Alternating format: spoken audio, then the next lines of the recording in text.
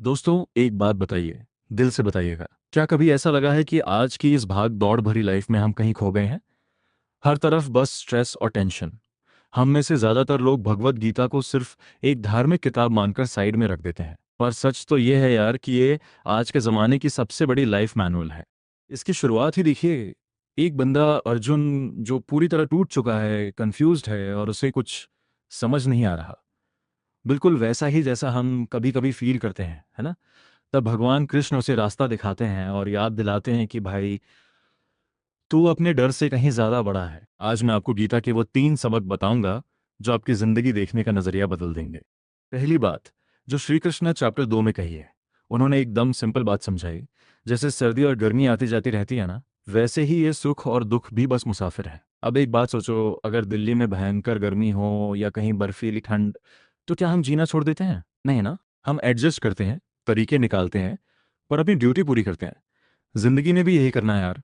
एक real fact याद रखना, हमें सिर्फ दुख ही नहीं, अपनी कामयाबी को भी संभालना आना चाहिए। क्योंकि अक्सर जब सब अच्छा चल रहा होता है ना, तभी हम सबसे ज्यादा भटकते हैं। हालात कैसे भी हों, अपने गोल पे टिके रहो। दूसरा सबक, और ये मेरा सबसे फेवरेट है, आपका मन ही आपका सबसे बड़ा दोस्त है। और अगर इसे ढील दे दी तो यही आपका सबसे बड़ा दुश्मन बन जाएगा। भगवान कृष्ण चैप्टर 6 में हमें यही समझाते हैं। इसे ऐसे समझो, मान लो आपने सोचा कि कल सुबह 5 बजे उठना है, अलार्म बजा और मन में धीरे से फुसफुसाया, अरे यार 5 मिनट और सो जा, बहुत ठंड है। अगर आप सो गए तो समझ लो मन ने आपके दुश्मन वाला काम कर दिया।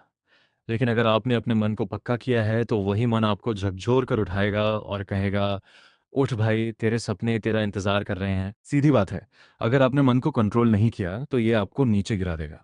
तीसरी बात, उस ऊपर वाले की शक्ति को हर चीज में महसूस करना। देखो यार, ईश्वर को ढूंढने के लिए हमेशा किसी खास जगह जाने की जरूरत नहीं है। वो कुदरत में है और हम सबके अंदर भी। अक्सर क्या होता है, जब हम किसी और को कामयाब होते देखते हैं तो थोड़ी जलन या इनसिक्योरिटी होने लगती है। पर अगर आप ये सोचो कि उस बंदे का टैलेंट भी भगवान कृष्ण की ही दी हुई एक शक्ति है, तो जलन गायब हो जाएगी। फिर आपको जलन नहीं, इंस्पिरेशन मिलेगी। दूसरों की सक्सेस से जलो मत, उससे सीखो, क्योंकि हम सब एक ही डोर से बने हैं। तो दोस्तों, बात घुमा फिरा कर वही है, आप अपनी मुश्किलों से कहीं ज्यादा ताकतवर हो। चाहे करियर की टेंशन हो या दिल टूटने का गम, सब कुछ छोटा है।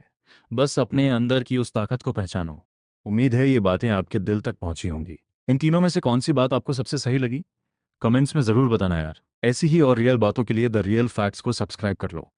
मिलते हैं अगले वीडियो में। तब तक के लिए अपना ख्याल रखना और बस आगे बढ़ते रहना।